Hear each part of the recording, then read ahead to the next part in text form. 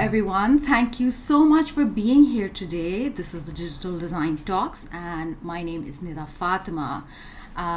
We love to invite the creme de la creme of the creative tech industry to come and share their inspiration, their knowledge, and their wisdom on the topics that surround us today.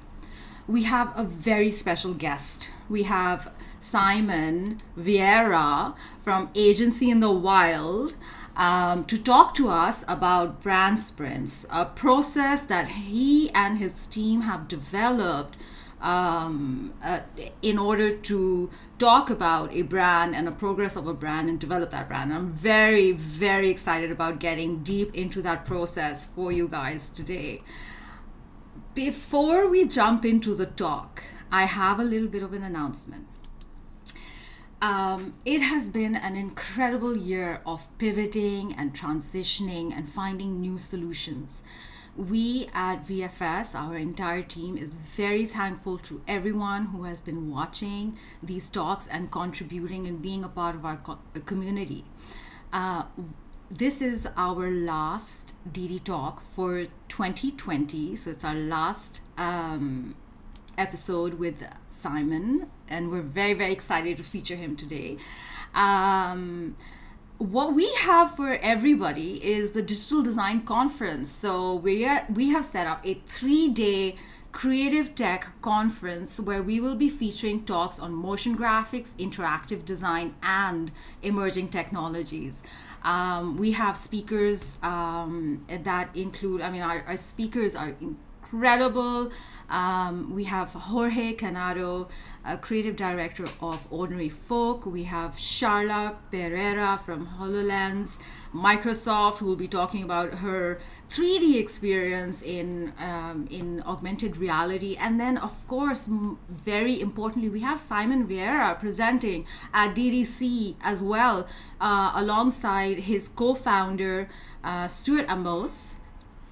So this is really, really interesting to have Simon here with me today to talk about brand sprints and then continue that conversation at the DDC.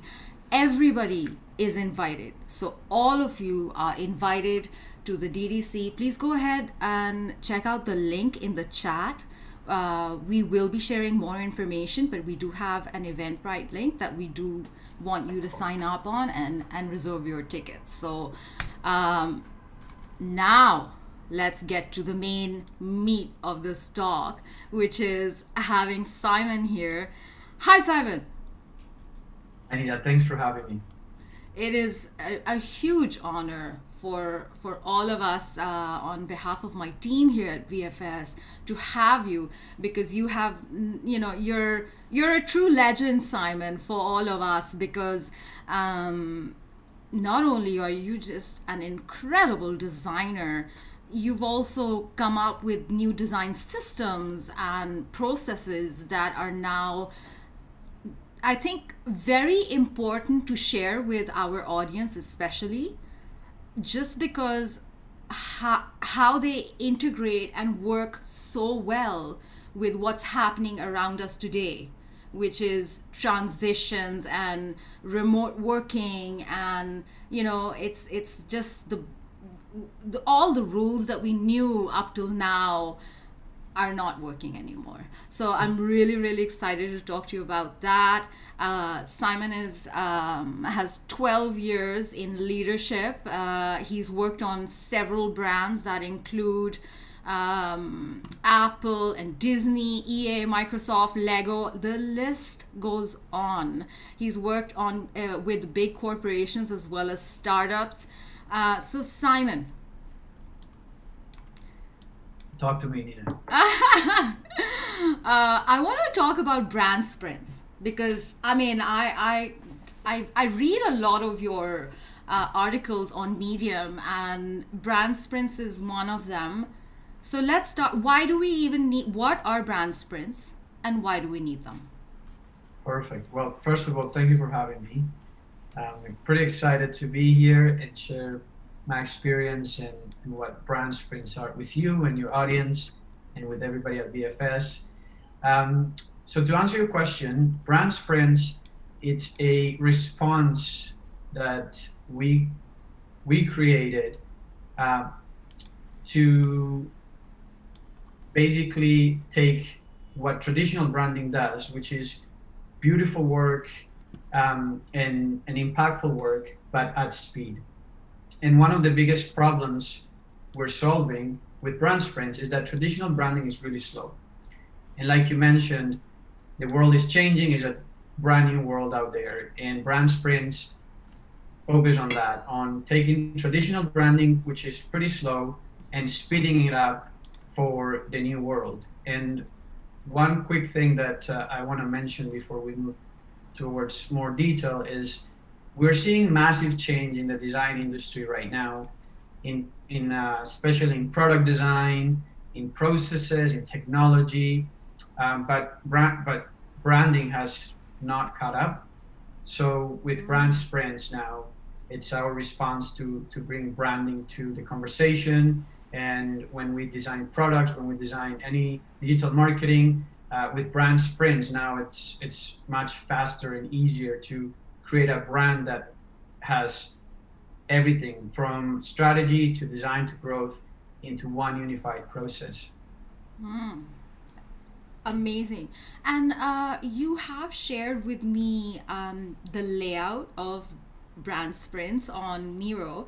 So what I'm going to do is I'm going to pull it up side by side, and maybe you can talk to us a little bit about that process right over here. So, starting from start here, brand sprint, and then if there are any main processes. Definitely. So if you zoom out, if you're in the Miro board and you zoom out and you can see the entire process, you will be able to see that there is strategy at the top, there's design, and there's growth into this unified holistic process. And that's what brand sprint is all about, is taking a holistic view on branding and making it agile, transparent, collaborative, and that's why it's on Miro.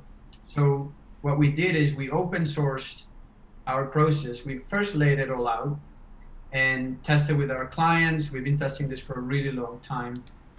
And now we have open sourced it. So it's on Miro. It's open for anybody.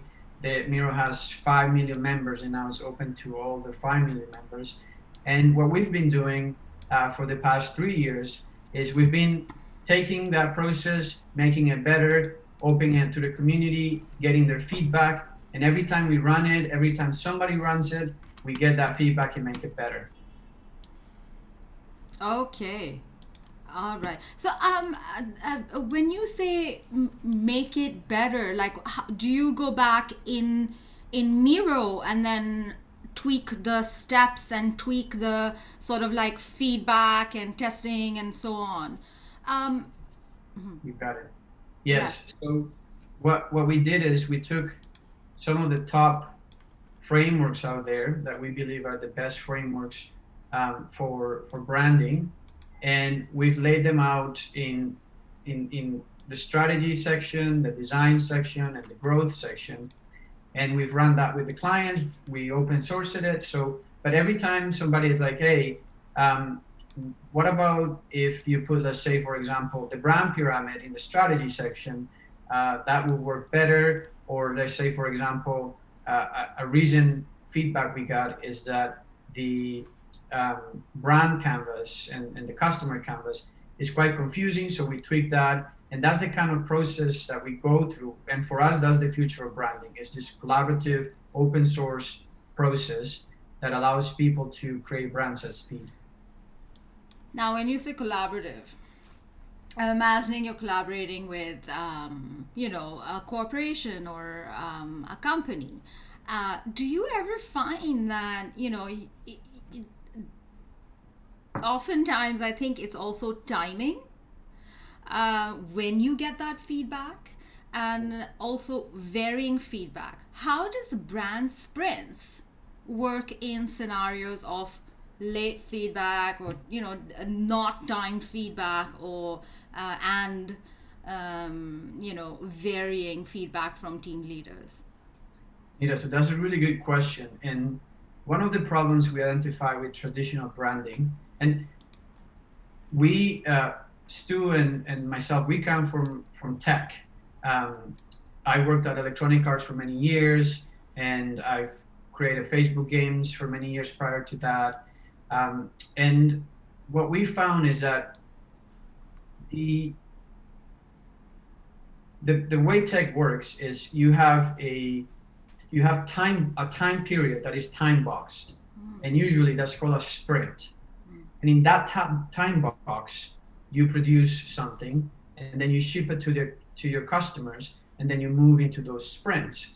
So to answer your question, the way brand sprints help us gather feedback is that because it's time boxed and the process is so defined, the clients know exactly what they need to give feedback on.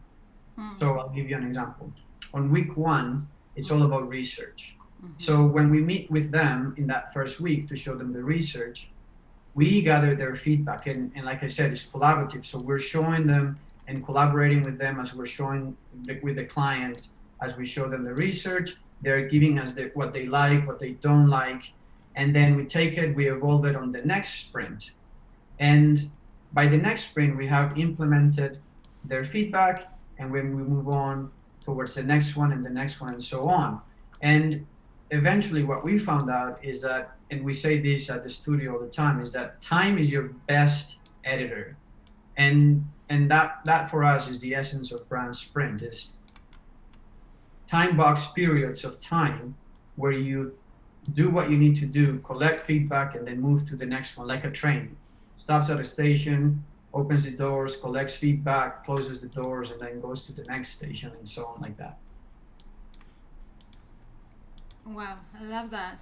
And especially from the pivoting and all the transitioning that we've had to do in this 1 year, I think this system allows us to collect the critical feedback that the nowness, right? There's a complete nowness around us where we just got the COVID vaccine, and now it's playing this huge impact on all our markets, and why was the stock so low, and so I feel like just those are all our products are constantly changing with that feedback, and then the time in. So here's how we lock and capture data.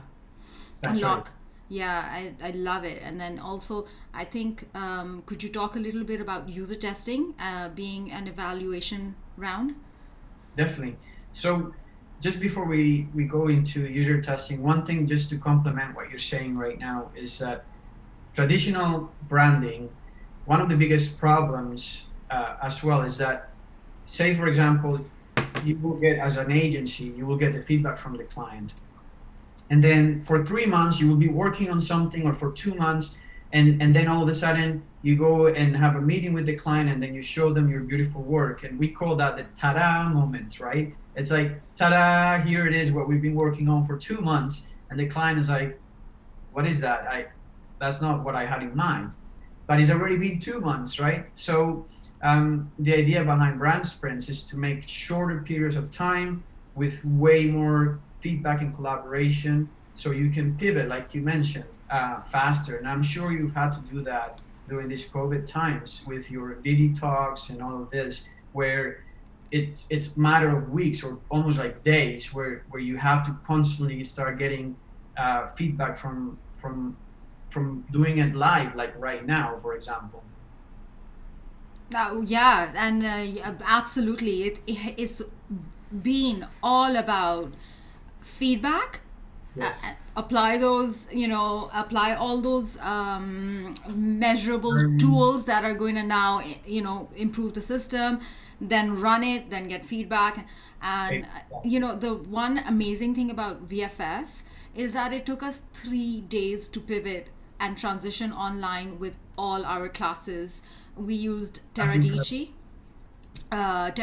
for which is Amazon Web Services tool, and we have been extremely successful in creating a hybrid mode where we're teaching our classes online when we can and when we need, and then also teaching our production classes on campus with COVID safe security measures. So it's been Yeah, that's really incredible. impressive. And to add to that in how brand sprints work with exactly what you mentioned with pivoting really quick and getting feedback is I'm sure that as you do these online classes, you're getting real feedback from your students, and maybe they say, "Hey, can you maybe the portal doesn't work, or the camera, it's whatever feedback you get." And as you get that feedback from your actual customer, you make your product and your classes better. So for us, it's the same. So what we do is in the brand sprint process, there's a point where we test whatever prototype of the brand we have with real customers, and we collect that feedback, and it's just much easier to go back to the client and say, look, we believe that it should be this way because this is the feedback that we're getting from customers. And then eventually what happens is we polish the brand, and when we push it live in the real world, and as we do online marketing, we get even more feedback. And so it's a constant evolution. And I'm sure that you're experiencing this with your programs and with these talks. It's constant evolving and making it better. There's not such a thing as like in the past where it's like, here it is, and that's it. Now it's constant evolution. And as a studio, we call that fearless brand evolution. Fearless branding evolution in the wilderness. Exactly. Can you please talk about your amazing experience in the creative wilderness, and how you and Stuart set up your incredibly dynamic agency, which is fully remote? Yes. Sorry for the spoiler alert, but it just rocks my mind every time you tell me the story. And then and do tell us, I mean, the fact that you were doing this before the pandemic, it was fully remote before the pandemic, and then so yes, let's start with that. I have a lot of questions for you, but let's start with that one. So Okay. the story of how you came up with this agency, and why is the wilderness the, sort of like pivotal point? How does it play in? Okay. Sounds good. So, Stu and I, we both worked in corporations and in the office. Like I mentioned, I worked at Electronic Arts, and for one point I was working with Microsoft, and we had to go there. Stu was working in London, UK, and he was in an office. Then he went to New York, and he was working at BBH, which is a big branding agency. And as we were talking, we when we were setting up the agency, we agreed that he was in London at that time, and we had this vision of a new agency where we can get talent from everywhere around the world without having to bring them to an office. Simon, when was this? What year was this? This was 2006, 17. Long before this 3 years time. ago. Yes. And Why fully remote? Why would you even want to do that? Like, So yeah, that's a really good question. So Stu was in London, UK, and I was here in Canada, in Vancouver, Canada, and so we started remote. It was already remote, and because he's worked at corporations, I've worked at corporations in offices. We wanted to be wild and free, and part of what we believe as an agency, and when we were talking, is the best talent. It's wild and free, right? So why limit yourself to a location when there's talent all over the world? So for us, that was a key moment and a key decision to set up an agency that was remote friendly, so we could use and collaborate with the best talent. So that was one thing. And the other part of remote is that we wanted to be mobile as well. So for example, he was in London, I went to Colombia for many months, I will come back, I travel all the time prior to the pandemic. So for us, that was really important as well. And the other point is, besides we believe that the best talent is wild and free. Um, Being remote allows us to also work at the times that work best for us and with the clients that from all over the world. So that was something that was really important for us as well. And I guess like if we were to bring this wild and free talent in a studio environment, it would no longer be wild and free, and That's right. you want that creative juice that flows in the wildness and the freedom of working in that independent area, right? And then that is that for me at least, like what I see is that that's a huge part of the work that you do, and the creative sort of like, okay, it's not physically bound, but it is harnessing people's full potential, and Exactly.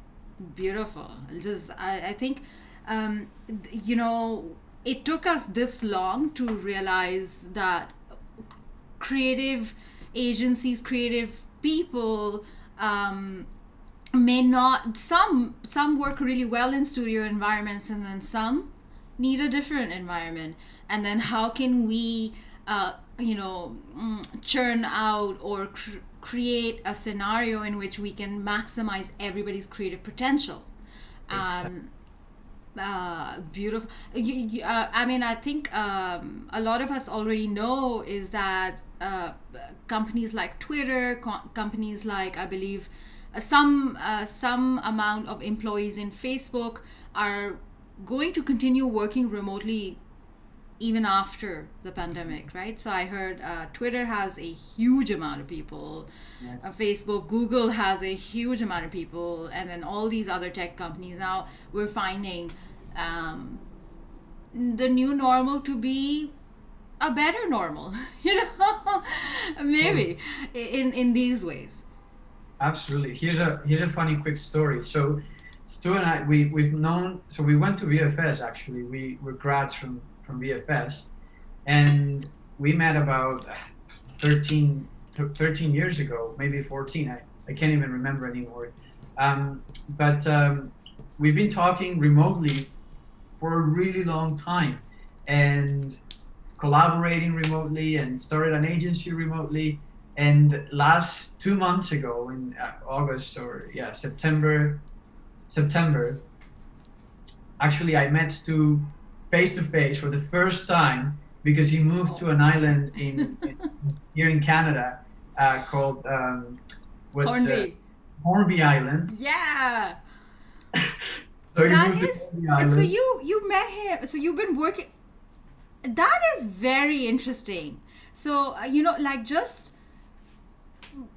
being the millennial who understands trust at the level of remote working, starting an organization with someone remotely. And it's really interesting how our relationships and trust are have transformed even before the pandemic. And Mhm. the fact that you had this vision, even I what really stands out for me is that you and Stu have been so visionary in predicting how we're going to work, and then setting that up, and setting up all these processes and systems, and implement and showing the world that this is extremely successful and it works.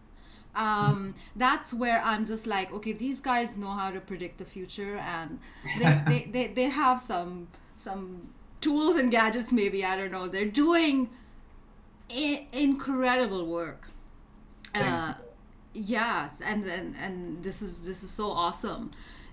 So could you tell us some trials and tribulations that you and Stu as co-founders came across initially in this remote scenario? And okay, Nida, save the second question. My second question would be like, has it changed very quickly in the past year? So I know that Zoom quality wasn't that great before, and all of a sudden it's streaming a lot better. So Yeah. could you talk about some trials and tribulations that you guys overcame, and some new trends that you see now in this remote working scenario? Definitely. I think those are two great questions. The first question, it's very tied to what you were talking about, which is processes. And what the in order for you to be wild and free and have an organization that operates under that mantra, you have to have strong processes. Otherwise, it will be chaotic, right? So the first challenge for us was to set those processes, which is where Brand Sprint came to be. Um, having a having a system and a way to operate where you know exactly what's going to come at the end of that particular period of time allows us to do that. So it's basically like you're wild and free for this time, do whatever you want, but come back with this result.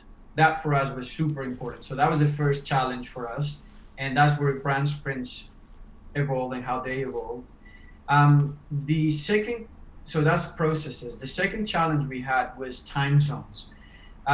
We There was a point where we had clients in London, we had clients in Australia, we had people, collaborators and employees working from Colombia, Canada, New Saudi York. Arabia. It was just Saudi Arabia, beautiful, and New York as well, right? New York, Spain, so the Ukraine. So the challenge with that is that how do you coordinate all the time zones in a way that you're not burning yourself out? That was at the beginning. We were, I remember having meetings with some of our clients, and it was like 12 or like 1 a.m. Canadian time. It was just all over the shop. So that I would say, starting a remote agency or working remotely, that's one of the biggest challenges, is coordinating all the time zones. And the way you solve that, it's obviously having a strong process, but also working and establishing a relationship of working asynchronously as much as possible, but with some synchronicity where you can meet with your team, say once a week or as much as needed, so everybody's on the same page. Thus the brand sprint. Exactly, and that's the beauty of brand sprint, is that it allows us and forces us as a team and client to diverge and go wild and free, and then converge to show that deliverable and to receive feedback from the client on that deliverable, and then for us to evolve it on the next sprint, which is a week, and then show the next version of the process and the iterations. And so that's why how that evolved and came to be the brand sprints. Incredible. Awesome. So, one other thing, I think, while we have you here, and we do appreciate you taking out this time for us to talk to all of us today, is what kind of observations have you come across that can, or, any kind of insights where you can give some advice to our audience members as designers, especially who are designing their career paths at the moment. What kind of industries would you recommend? What kind of, like, this remote work? How can you set yourself apart, and how can you excel in this arena of wilderness and remote working? That's a great question, Nita. And for us, if I were to give a new student or somebody that is embracing the new wilderness feedback, I would say the number one thing in the wilderness is that you need to have, obviously, you need to have guts, and you need to be brave. So the idea of being fearless is incredibly powerful right now. We have to be fearless. Fearless is or fear is so limiting. And if you want to be successful right now in this new digital world, you have to be fearless. And what that means is having the strength to put your work out there, having the strength and the power to engage with people online and show your work. So that's number one. Number two is, if you don't have a strong process, it's gonna feel overwhelming. It's gonna feel that you're all over the shop.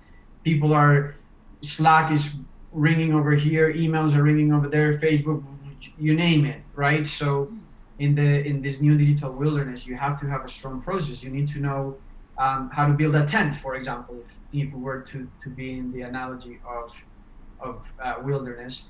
You need to know how to hunt. You need to know how to do this and do that. And so, but if you don't, you're going to be eaten by a bear. So survival in this new digital wilderness, survival requires speed and collaboration right now. So that's the other part. And the other thing that I would say, if I were to give feedback to anybody right now, is, so to summarize it, number one would be being fearless and evolve fearlessly. Put your work out there, start talking to people, show, just don't hold everything. Obviously, try to do your best work. Number two is have a strong process. Adapt, get processes out there. Like, for instance, our brand sprint is open source. So take that, make it your own, make it better. So have a strong process. And number three, which is really important, is we're all dealing with these digital tools. Like you and I right now, we're talking through technology and chats, and there's not a lot of human. It's so easy to be a troll or to be trolled. So have empathy, and I think empathy and understanding your customers, your people, your team, that's huge. So emotional intelligence is huge in this new digital wilderness as well. Wow, that's incredible, and I do see empathy being implemented in brand sprints where you know it's all based on user testing, right? And Exactly. yeah, I do see that a lot. And I think I kind of just want to talk to you a little bit about the role of empathy and designer in this case, because you brought it up, so you're in trouble. So why is it important? So, like I mentioned, right now we're behind a screen, and when you're behind a screen, it's almost like you feel protected by this technology or this artificial barrier.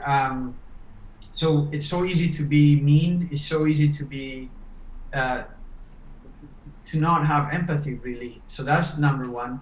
Number two is, it's also very easy to be disconnected.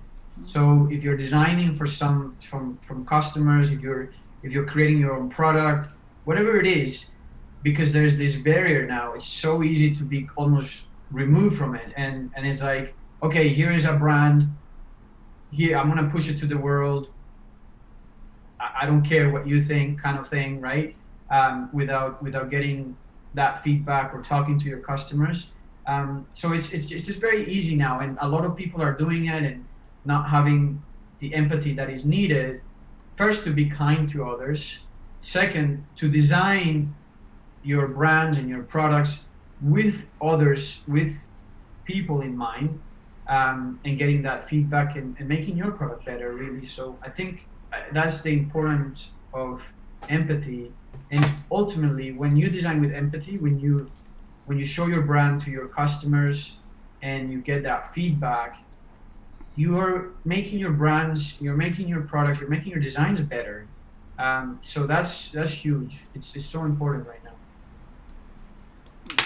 It totally is, and I think that's sort of like the cutting edge of brands that are surviving in this economic environment that we have going on, versus the brands that are finding difficulty to communicate their message. You know what I mean? Is being there with the people, and that is empathy, is listening. Exactly. I I'll, don't, yeah, I'll give listening you an is, example. A really quick example. Bitcoin, for example. yes. There is no, it's a brand that was started by some values and a community that embraced it. And then that community, all of a sudden, with empathy for each other, with understanding for each other, with wanting to evolve the brand and the ideology behind Bitcoin grew immensely, and they respect each other. Obviously, like everywhere, there is disagreements and things like that, but still, the community is very tight. There's empathy within the community. Everybody wants to succeed. And look at Bitcoin these days. It's a brand that has no, it's not controlled by one person or one corporation. It's just a community of people. And you cannot have a community if you don't have empathy. Oh, I love that. You cannot have a community if you do not have empathy. And they are definitely driving forces for one and another, right? Community to empathy, empathy to community. Brilliant. So these questions that I just shared with everybody and put Simon on the stand to answer were prepared by our team at VFS, and we do have another session of a rapid fire round for Simon today. So we have our team VFS has prepared 10 questions for Simon, which is our next round, and I would like to go to that. Before I do, I'd love for our audience members, everybody who's watching us today, please go ahead and share your questions with Simon, and we will address them right after this. So if you if you can just post your question on the chat, and then what we will do is we will address them one by one. So please go ahead. And so, rapid fire rounds, Simon. Wow. Let me get comfortable. So it's a very special list of questions that we have curated. Our team at VFS has curated together. Yeah. Question number 1. Mm-hmm. What is a super tedious project that you have recently worked on? Oof. Okay. That's we had such great clients right now. That's a tough one.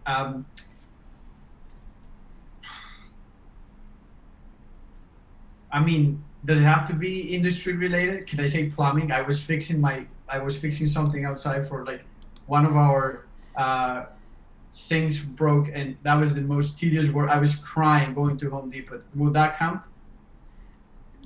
Totally counts. Okay, yes, it totally counts. We want to know Simon, so that's a super tedious plumbing, huh? Plumbing. Oh my God. I hear you. I'm the same with plumbing. What is the longest amount of hours you have worked on in one sitting? Oh my God. I can answer this really quickly because we're right now on pure fire because the agency is growing a lot. We partnered with Miro, so our process is on Miro, but we're now Miro experts. So we're getting a lot of inflow and a lot of clients. And our team is growing. So I think there was one time where I was talking to Stu and the team, and we were so into it, and we said like, man, I think our blood is not going to our legs anymore. So I think it was like 4 hours. It was a long time on just a pure collaborative effort. So Oh my God! So you had a 4-hour meeting.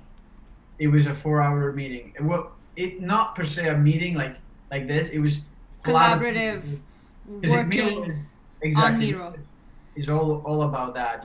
Everybody can be on that digital whiteboard at the same time. So we were all collaborating. We were so into it, and it was probably like 4 hours without moving.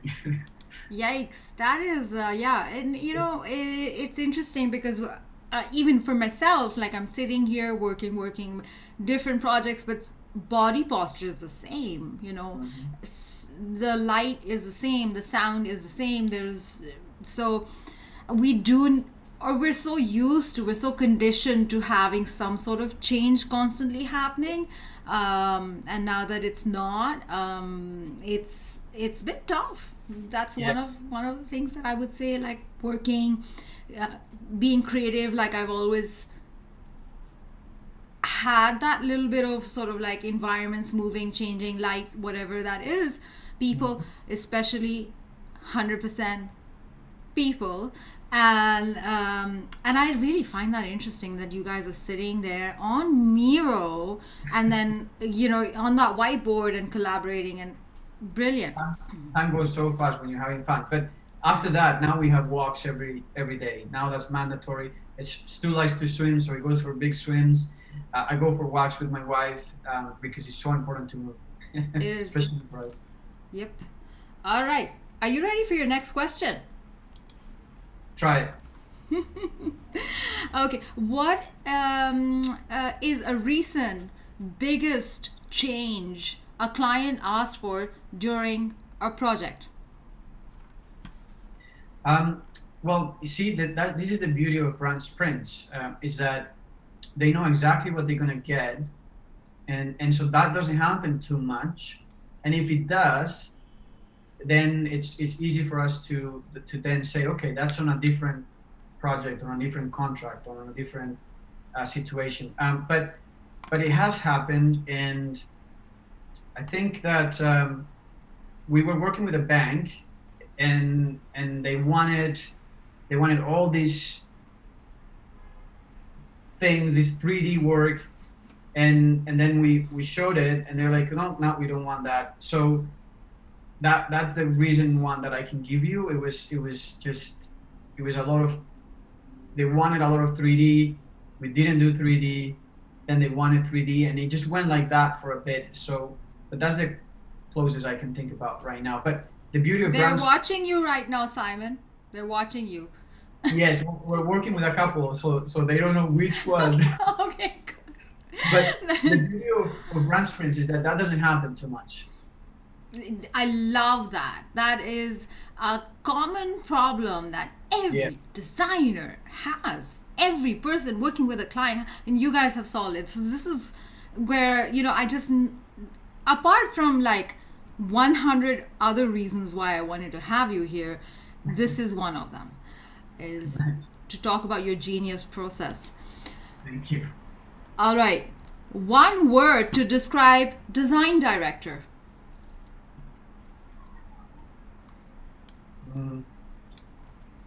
Human. Beautiful. Uh, who is your favorite designer these days? Someone that is inspiring you a lot. Oof, that's a good one. I keep reverting back to a lot of old school designers these days.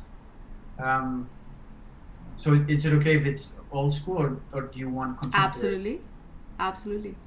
I'm going a lot to Eric Spiekerman right now, which is he's the modern father of typography right now. Mm. We're having Beautiful. to part of our speciality is that, yes, we do a lot of strategic work, but strategic work and processes are nothing without execution. So you have to have execution, otherwise, so execution is everything for us. So going back to fundamentals is super important. So I'm looking a lot about those fundamentals right now. Beautiful. Okay. Simon, your Yes. next question is, what's on your bedside table? A lot of books. Really? A lamp Oh. and a lot of books. Okay, all right. What's the last book you read or the last documentary you watched? Okay, so the last book I read is called Profit First. I know it's kind of boring, but we have our process for designing really sorted out. So now we're branching into our studio process for financials and all of that. So I read this book called Profit First. I recommend it to everybody. And at a high level, the idea is that if you, it's like dieting. If your plate is really big, you're gonna eat a lot. Yeah. But if your plate's smaller, you're gonna eat less. And so it's the same with your expenses. If you all of a sudden have a lot of money in your account, you're gonna have more expenses. But if you pay yourself and you collect profit as an organization, all of a sudden that pool of money shrinks. Therefore, you will spend less and you will become more innovative. You will innovate more to find ways to use that money in more innovative ways. So that's the essence of profit first. So that was that.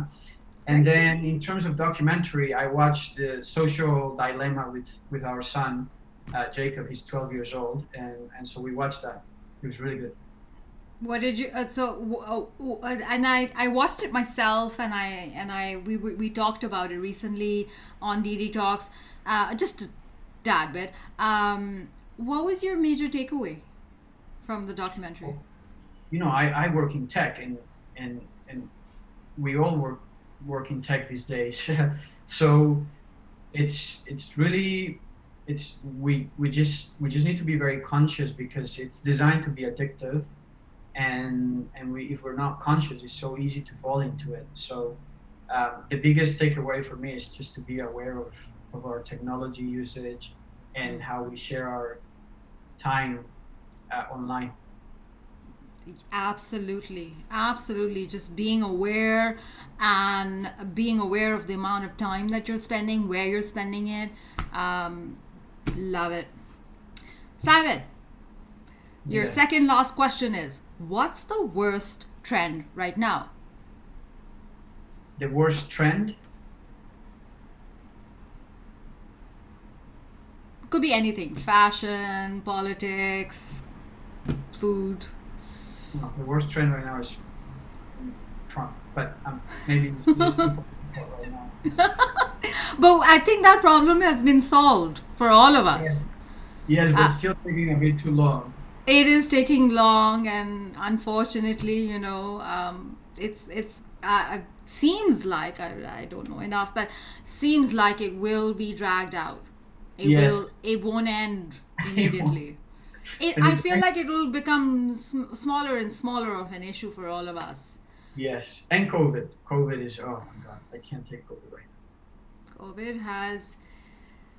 COVID has put us on our tests, really. Like COVID has made us sort of like measure our strengths and see, and see where we're weak, and then kind of like grow stronger in those domains. So yes, absolutely. All right. So for your last question from the rapid fire round. And after this, please, everybody in the audience, thank you so much for being here. Thank you so much for being our voice and listening to us. We do want your questions, so share them in the chat. And right after this, we're getting to your questions. Simon, your last question is, what is the best trend right now? The best strength? Trend, sorry. Oh, the best trend. Mm-hmm. Okay. So I would say the best trend right now is it is a double sword or double side sword, but Black Lives Matter and this idea of being inclusive and equality, that to me is super important right now. Oh my God, Simon, that is so beautiful. Like, that is incredible. Really, really. And I have to agree with you. I think I'm going to steal your best trend. And I'm also going to make it my best trend. 100% is in being inclusive.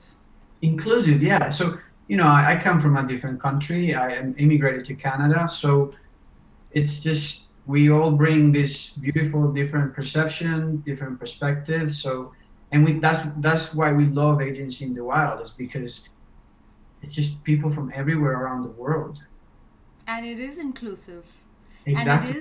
And it is a platform for maximizing people's strengths from all over the wilderness. Exactly. Beautiful. Like, seeing it being in action, being put to the test, and being not just a survivor, but instead a leader, a trendsetter. That is how I see the agency in the wild being for us, educating us on how we need to perhaps build our systems to be inclusive, to be remote, to be functional, to be adaptive, and be wild. Yes. Wild and free. Wild and free. All right. So, with that, we are going to head over to our Q&A with our audience. And I do see some questions here in our moderated list. And I'm just going to quickly... All right. So, and if you haven't already, everybody who's watching this YouTube stream, please go ahead and share your questions in the chat. I do have a message, a special message for Simon. Simon, this is from Barbara Martinez, and she's sending you all her love. She's watching right now, and she's really excited to see you. Thank you, Barbara. I send you all love and good energy as well. Yes. Okay. So now if I can just pull up our questions from the chat. The first question that we have in our Q&A round with our audience. So thank you very much for being here, everybody. Bertha Alicia Corrado, the Inside Out animation was very odd, but so good. Can you tell the analogy, thought process behind the project? Inside Out. Yeah. So I would like to jump in a little bit on that. It was the Disney Pixar production that came up about feelings and thoughts, and there was that main character called Joy, and then she had the main character Joy was an emotion living inside of this little girl. Saw this a few years ago, but it's a beautiful story about the emotional side of the emotions. So there was a character called Anger, and this character. My favorite. Let me get back to Bertha. My favorite character and Did you watch this, Simon? Inside Out? I did, yes. I was just trying to understand the question, but the question is, who's my favorite character on Inside Out? It's an interesting question. The question is, can you tell the analogy thought process behind the project of Inside Out? And if I may, my favorite character in that movie was Bing Bong, the pink elephant. Oh, yes, I love that one. I was just like, oh my God, like this, I want Bing Bong in my life. But how I can see this being relatable, because this is a little off the topic that we've been talking about, is empathy. Yes, absolutely. So I think that that film that is standing out for Bertha at the moment, the relatable moment was perhaps empathy, and that whole movie is a great story that educates us on how vulnerable simple emotions can be, how we need to nurture them, and how empathy is a huge part of just the listening process. What's your take, Simon? That's my take. Definitely, I would say being present and aware that you have all these emotions, for me, was the biggest takeaway, and that's the most important thing for me. Absolutely, yeah. Being aware of all those emotions, the cluster of emotions, not being reactive, being proactive kind of deal. I think you know this, Simon. I think you know this next person, Karam Mahmood. Oh yes, I know Karam for sure. Hey, my friend. Hey, my friend, also an incredible designer, Karam. Thank you for being here. What are the top 3 tips when branding for a deadline that's coming in. What are your top 3 tips when branding for a deadline that's coming in really hot? So you have a Great. deadline coming in really soon. What are the top 3 branding tips that you can share with us? Number one, get the brand sprint.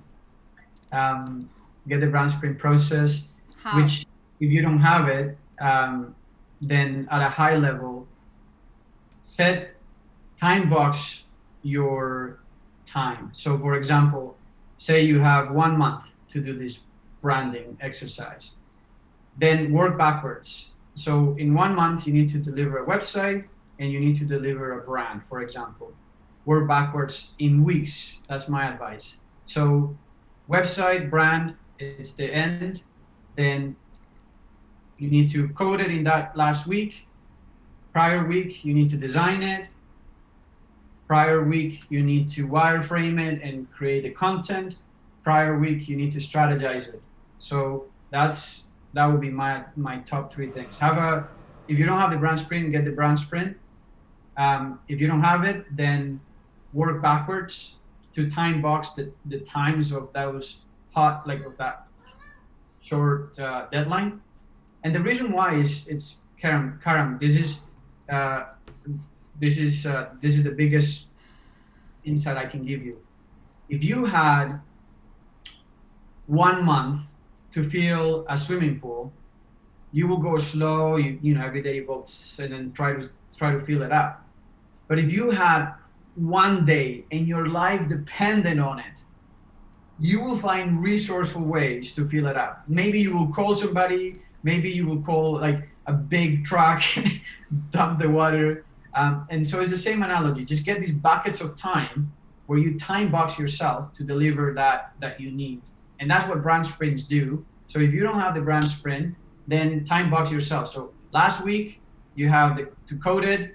The one before you have to design it. The one before you have to wireframe it. And the one before you have to strategize it. And if you can, the last one is try to do a user test at one point once you have the designs. It could be qualitative user test, so it doesn't have to be a massive amount of people. You can do a qualitative test with 5 people. That's the best insight I can give you. A lot of people think that they need to do this user test with hundreds of people, but what happens is there's a beautiful thing called the law of diminishing returns. And what that means is that the more people you have, the less insights you will get.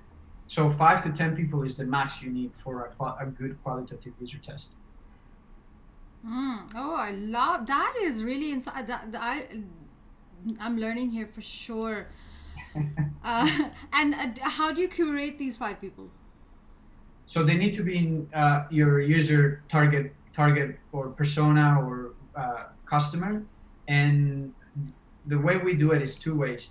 If you have it in your network, send those designs to those 5 people and collect their first impressions, ask a lot of why. But if you don't, and you need to create a kind of like a screen to collect these people, what we do is we go to Craigslist and we put an ad, and then we put a survey to qualify the candidates. So for example, if our customers are, let's say, dads that play PlayStation, what we will do is we'll go and put an ad on Craigslist advertising a user test and maybe a $50 or $25 gift certificate for Amazon, but they just need to answer these questions, and the question will be 10 questions, and one question is, are you a mom, a dad, or are you not married, for example? So that's how you can screen those candidates through that survey, and then you can contact those 5 that meet your profile, and then you ask them the questions that you need. You can take them to your brand, your website, whatever that is, and collect those questions. And for the user test, our advice is ask a lot of questions that are why, how, that are open questions, not do you like this design? And if you have to ask, do you like this design, then ask and why, for example. All right. Love that. Your next question is from Pradiksha, and she is asking, with people from different parts of the world working in an agency, how do you maintain a consistent company culture within? Oh wow, Pradiksha, and I know Pradiksha, she's a brilliant designer. What an excellent question. I love it. So that absolutely, I agree. That's a fantastic question. And the way we do it at Agency in the Wild is through our tools. So we have a lot of collaborative tools that allows us to work all together. So that's number one. If you are remote, you need to have the proper tools to do it. So Miro, for example, is a great tool. Figma is another collaborative tool that allows us all to join in and work collaboratively. The other collaborative tool that we use all the time is obviously like Zoom and Google Docs and things like that for more content and text. And so those are super important tools. So tools is huge. Then the other thing that you need is, if everybody's around the world and spread it in different time zones, our recommendation is that work asynchronously as much as you can. But to keep that culture, to your question, you need to set every week. So every week we set on Mondays, we all meet. And so so for example, our friends and our team in Ukraine, they have to leave like from 7 p.m. to 8 p.m. to meet with us. So we all are asynchronously talking and just talking about what's coming on the week and just having a good time. And we have that face to face. That's huge. And lastly, you need to have really important and set company values and things and principles that you can really believe and everybody believes around you, so you can have a really strong culture. Amazing. Very insightful for all of us. And then, so our last question as we go over time a little bit, and thank you so much for staying on, Simon, is from Zach Shore. Does speeding up the design process compromise the quality of design? Excellent question, Zach. Yes. So, in short, it's a yes and no question. Yes, it will compromise it in ways that maybe you didn't need. So back to the swimming pool analogy, if you have 1 year to do a branding project, you will take 1 year to do a branding project, and you might create stamps, for example, for this branding project, because you have 1 year, so you can do all these things that might potentially be unnecessary. But if you have 1 week, for example, or 1 month, you will just really focus on the things that are important for that particular brand. And with a strong process like the brand sprint that allows you to focus on that, you will identify those, and then you will sacrifice the things that are not important, but you must focus on the things that are truly important. And those things, you cannot compromise on quality. That's the best advice I can give you. So compromise on things that you don't need, and don't compromise, and use all that time and effort on the things that are important for that brand. Oh, wow, I love it. And so it becomes the direction and the pull for the right direction and the right messaging, right? Exactly. And so instead of doing a 20-page website, for example, where you might not need 12 or 18 pages, for example, with a time constraint, you will just maybe create a one-pager that really helps you go to the next phase, which is, as for example, and as you will see, and as we talk more about brand sprints in the future, once you identify what moves the needle the most for that brand with the brand sprint, what you will identify is, for example, let's say for that brand, they need signups.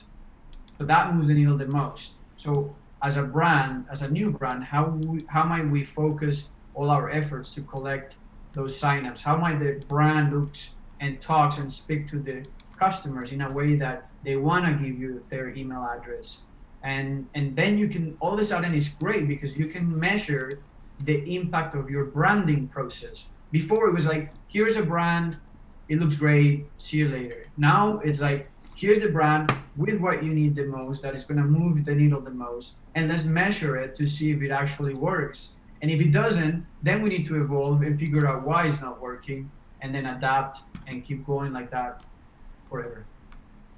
Well, that may be a topic, but I totally get it. And yeah, I mean, with it's in. I feel like one of the luckiest persons in this world to be alive in this digital era. To be around all these changing parameters, and this sort of like surge of tech and evolution that's happening, and then it takes visionaries and innovators like you, Simon, to come up with systems that allow us to be wild in this tech era and still produce quality. Yes. I just love it. I'm so looking forward to your talk at the DDC as well with Stu. Simon, it has been an incredible and very insightful talk. Thank you so much for taking out this time and being with us here. On behalf of all of VFS, I need to thank you for many, many things, I believe. You've been a huge part of VFS. You have been our faculty member. You've been a mentor in our mentoring panel. You have been a true trendsetter in the creative tech community, an innovator, and coming up with all these systems that we are so happy and so excited to listen and discover at the DDC when you will be presenting as well with Stu. So thank you. My pleasure. Thank you for having me, and anything that you need from me, obviously I'll be there. And it's been a pleasure. Thank you. It's been fun. I do need one thing from you, Simon. Yes. I think there's a lot of people out here who would love to connect with you. So if you could share some of your social media handles like Instagram or Twitter. Absolutely. Yes. So where can people connect with you?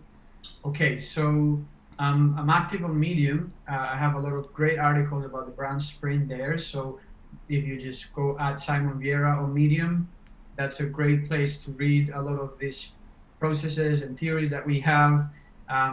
My Twitter is Simon Vieira, at Simon Vieira. My Instagram, it's at Simon Vieira. I'm active on all those platforms. Facebook not so much. But definitely, if you want to read about what we were thinking and what we're doing, follow me on Medium at Simon Vieira. Follow me on Twitter at Simon Vieira, and on Instagram at Simon Vieira. And I have to say, Vieira is a bit tricky to spell, so make sure you have it. Can you spell it?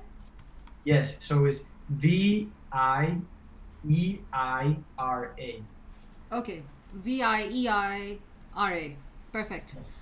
All right. And while I still have you here, I just want to thank everybody, all our audience. You are the heart and soul of DD Talks. This is why we have these talks. Your participation is the key ingredient of the whole purpose of these talks, is to bring all these creative geniuses together so that we can discover and chat and disintegrate and recreate ways of making things better and designing better.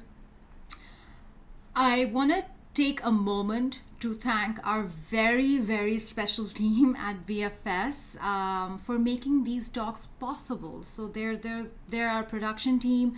Evan is our creative director, Vanessa, our events manager, Dylan, our tech specialist and producer, Max, our marketing specialist, Kaylee, our events coordinator, Itzel, visual designer, and Francois, our content specialist.